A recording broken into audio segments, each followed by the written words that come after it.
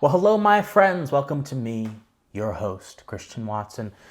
My friends, I have been seeing a lot of language shared around the conversation about Ukraine and Russia and a lot of other things. And there are a lot of geopolitical actors who have a stake in how things go between Ukraine, Russia, and so on and so forth. In fact, now that the sanctions have happened and virtually the global economy is in between the inflation and between the supply chain crisis and now the sanctions, which certainly have escalated those things, the global economy now has a vested interest in seeing how this thing goes. But one of the parties in this conflict, NATO, has oftentimes gone critically unexamined or unexamined in a critical way, in the sense that it has not been reckoned with by a lot of people in the West. Indeed, most people associate any attempt to examine or even criticize NATO and its aims as merely being a latest example of Putin apologia, of Russian sympathy. Well, allow me to get something out of the way very quickly. I do not sympathize with the Russian government. I do not sympathize with the Kremlin. I do not sympathize with Putin. I think Putin and all of his tools are being used in a very immoral way that violates the natural rights of the people in the Ukraine. And I think that Putin, like any other dictator, is a madman possessed by delusions of grandeur and other things. But he is a very calculating madman who has managed to create this conflict for his own personal benefit. He doesn't really care about other people or whatever. So, I am not an apologist for Russia. Having said that, I'm also not an apologist for NATO or the organization that truly influences the direction of NATO, the United Nations. And in fact, I think NATO is terribly flawed, and some strategic errors that NATO committed and the United States committed actually helped escalate this conflict. And not only that, but the strategic errors don't exist in isolation. They don't exist in a vacuum. They certainly come from somewhere. And they come from a corrupt affirmation of first principles, which we can identify and analyze within the very charter of NATO itself. So this is not simply an incidental mistake made by NATO. This is rather a direct consequence of the first principle foundations of NATO. I shall get into that in a moment, but my friends, if you want to support me, please be sure to share this video, give it a like, give it a subscribe, and all that kind of stuff. It really helps me continue to get the content out. So, my friends, I did a lot of digging recently, and I realized that, and perhaps this is news to some of you, perhaps it's not, the United States and its relationship with Ukraine actually goes all the way back to 2014. Indeed, since 2014, the United States has applied over $3.2 billion in military aid to the Ukraine, and security aid is what they call it to the Ukraine. But there's one particular year that oftentimes goes untalked about today, and that is the year of 2021, last year as of the recording of this video. So during that year, several interesting things happened. Zelensky made a visit to the White House on September 1st, 2021. And during that visit, he talked to Biden about a number of strategic initiatives, one of them being Ukraine's supposed desire to be admitted into NATO. Now, Biden didn't seem to be too interested in that, but Zelensky did walk away feeling as if his desire to be in NATO was going to be considered faithfully by Biden. He believes that Biden is a supporter of his. Well, on a day before September 1st, August 31st, there was actually a fact sheet released about the United States-Ukraine Strategic Defense Framework, which is a cooperation between the United States and Ukraine that has been going on for a very long while, which aims to help Ukraine with Russian aggression, so to speak. And within that strategic defense framework are a few things that I found quite interesting and troubling and connect to the broader theme I'm trying to get with here. One of the ambitions of the strategic defense framework, which will be in a link down below, is number one, delineating how far the Department of Defense and the Ministry of Defense of Ukraine can collaborate to advance the military capabilities and readiness of Ukraine to preserve the country's territorial integrity. Here's the kicker. Progress towards NATO interoperability and promote regional security. So for those of you who do not know what interoperability is, this simply means when two parties or can work together. In military sense, it means when you can use the weapons or you can use the resources of another nation or party to help you with your own. And another thing that mentions NATO is that this framework wanted to reiterate the Department of Defense's continued support for Ukraine's right to decide its own future foreign policy course, free from outside interference, including with respect to Ukraine's NATO aspirations, as the United States and allies reaffirmed in the June 2021 NATO summit communique. So, my friends, the Strategic Defense Initiative between the United States and Ukraine, which is basically the backbone of our relationship with Ukraine, which is basically the basis for the foreign aid we're sending them, which is basically also giving them a lot of training, a lot of money, a lot of weapons. And we've been flooding them with weapons actually since late last year. People don't realize that. People think we just started flooding them. No, we've been flooding with weapons since late last year. This thing right here is clearly built on the grounds of affirming NATO and affirming NATO's strategic goals. This does not seem bad or troublesome right now, but in a moment it shall, because this agreement, by trying to affirm NATO's strategic goals, reveals one of the crucial flaws of NATO.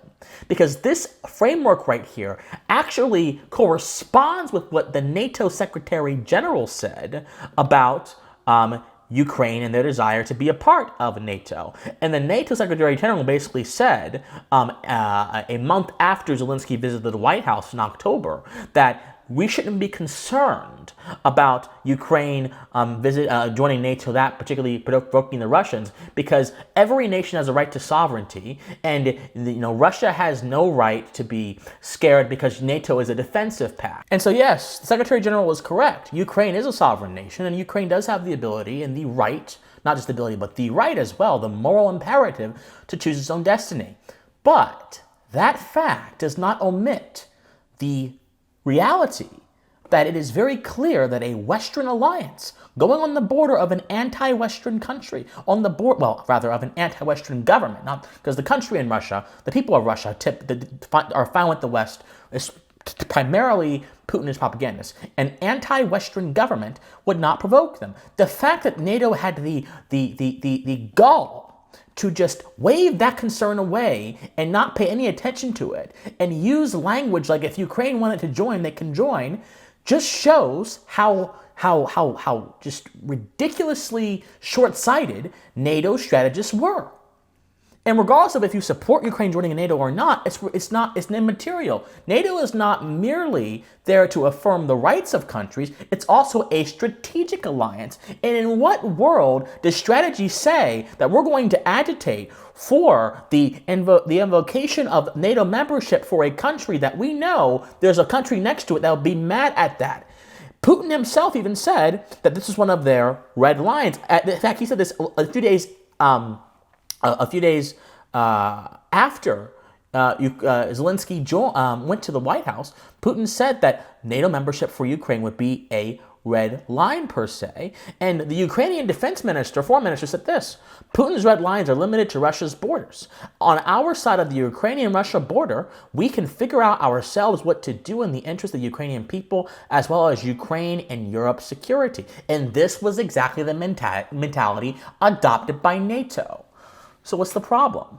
The problem is NATO endangered Ukraine by allowing these kind of talks to happen, by entertaining these kind of talks, by having their Secretary General talk about this kind of stuff, even though they knew that the Kremlin didn't like this kind of language. But it goes deeper. It goes deeper. It is quite literally built into NATO's charter that their goal is to affirm the principles of the United Nations and to also affirm other abstract ideas such as democracy and things of that sort. And that it is their goal to make sure those things remain solid on the international stage. And we have seen where those principles, or at least NATO's application of those principles, have led in other conflicts. In Libya, for example, in 2011, the United Nations was called on to put a no-fly zone over Libya to punish Muammar Gaddafi, who was a vile man in his own right, for doing bad things to his own citizens. And eventually, they had a hard time doing it, but eventually they did it. And when they did it, NATO immediately came in and enforced the no-fly zone. Now hold on, NATO's charter also says they're built for international peace, yet they have the ability to decide whenever a ruler is being benevolent or not benevolent, and they can literally step in as a sort of military police force, sort of law enforcement force for the United Nations to go ahead and correct the excesses of that dictator. And of course, Barack Obama, before NATO even came in, authorized airstrikes against Libya, and then eventually NATO took over the operation when the United States has the lead. Because the United States, as President Trump dutifully pointed out, contributes the most to NATO. This, of course, is changing because President Trump threatened NATO funding if other countries didn't step up. What's the point? The point is simply this. NATO as a body is not necessarily interested in these universal principles they talk about, but rather they're interested in temporal geopolitics. One cannot have a commitment towards individual liberty, as NATO says, and yet violate that individual liberty when it comes to attacking sovereign nations because you don't like their policies. One cannot have a commitment to the rule of law when they use an international body of bureaucrats, the United Nations, which really has no binding authority to indeed inflict certain things upon different countries, regardless of if the country is bad or not. That's not material to what I'm saying. What I'm saying is the United Nations essentially influences NATO the most. In NATO's own charter, they affirm the existence of the United Nations, and the United Nations, however, is a fundamentally political body. The Security Council has been historically held up by Russia and China, which has stopped a lot of things from getting through that affects those countries, and yet we are supposed to believe that there's a blind adherence, a sort of blind zeal for the United Nations, which NATO is built upon, is something that is virtuous and noble, but it is not. It is a political Achilles heel, which has put NATO in several conflicts which have had disastrous consequences. So after the no-fly zone was enforced in Libya, NATO went ahead and did sustained aerial bombing, and they also did some naval bombing as well of several places in Libya. And of course, they stopped when Gaddafi was killed by his own people. But they immediately prodded the nation, and they left Libya in chaos for well over a decade. It went through several civil wars, they went from several government transitions, but the defenders of NATO say that it wasn't their goal to fix Libya. It was their goal to protect the principles of democracy, even at the cost of any kind of stability. The problem, my friends, is that NATO is not this body that is concerned with these higher-end ideas. They are not the idea of themselves. The idea of NATO, having this defense pact, which is built upon Western principles, is great. But the execution is, NATO is intimately involved with the United Nations and enforcing what they want. It's also intimately involved in the political desires of their membership, and all of their members do not have the same interest. They are all guided by their self-interest. So the strategic interest of NATO may sometimes be the self-interest of the rulers of people in NATO, or it may be different. And this is the problem. You cannot truly have these high-end alliances when you have so many people in them and so many political interests vying for what they have. NATO should have addressed the Russian problem a long time ago. NATO should not have tried to poke Russia or instigate Russia when the Secretary General said that it doesn't matter if Ukraine joins or not, Russia won't be threatened. NATO should have fixed this a long time ago, but they didn't. In their hubris, they were blinded, and now Ukraine's under fire. I'm not saying Ukraine is under fire because of that. Putin has many reasons for going after Ukraine, and even if NATO had not talked about it at all, Putin would have gone after Ukraine. What I'm saying is, when you have these international bodies like NATO, who are influenced by other bodies like the United Nations, and they are blinded by their hubris, and they are not able to see beyond their narrow little boxes, it can cause very real consequences. And that, my friends, is why NATO is fundamentally flawed. And perhaps if NATO stuck more true to its principles, defined some of its principles better, because this idea of wanting to fight for democracy and things of that sort, this sort of abstract idea of democracy and wanting to go around and correct the excesses of other nations is not good. But if NATO is truly a defensive pact, then I would have no problem with it. But I also have no problem with the other two functions that NATO fulfills either. It's a political and economic pact as well. I have no problem with political and economic cooperation. That is what allows us to have peace and stability. But when it gets mixed up in in geopolitics and wanting to advance, wanting to expand, and wanting to go to war with all these different kinds of people for these higher end ideas without considering the consequences and without even considering if they're violating the principles of morality or not, that's when I have a problem.